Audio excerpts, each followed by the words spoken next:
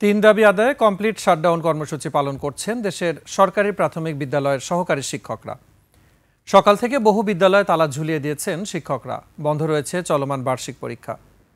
কোথাও আবার সহকারী শিক্ষকরা নিজ নিজ উপজেলা বা থানা সহকারী শিক্ষা কর্মকর্তার কার্যালয়ের সামনে প্রতিবাদ সমাবেশ করেছেন।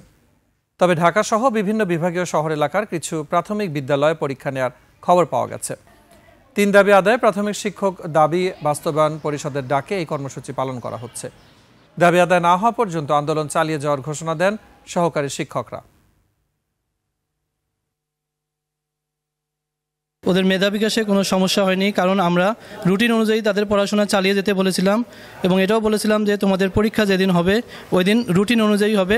আন্দোলনের কারণে দুইটা পরীক্ষা স্থগিত ছিল, ওইটা আমরা পরবর্তীতে নেব, সেটা জানিয়ে দেওয়া হবে। শতভাগী উপস্থিত আছে। আমরা আজকে পরীক্ষা যথারীতি শুরু করেছি। 4 দফা দাবি গতকালকে কেন্দ্রীয় নেতারা আমাদেরকে জানিয়েছেন যে এটা স্থগিত করা হয়েছে, এই জন্য আমরা এখন পরীক্ষা নিচ্ছি। হোয়াটসঅ্যাপে গ্রুপ আছে স্যারদের, সেখানে আমরা জানছি এবং যারা যেভাবে তথ্য পেয়েছে সেভাবেই সবাইকে জানিয়ে দেওয়া হয়েছে।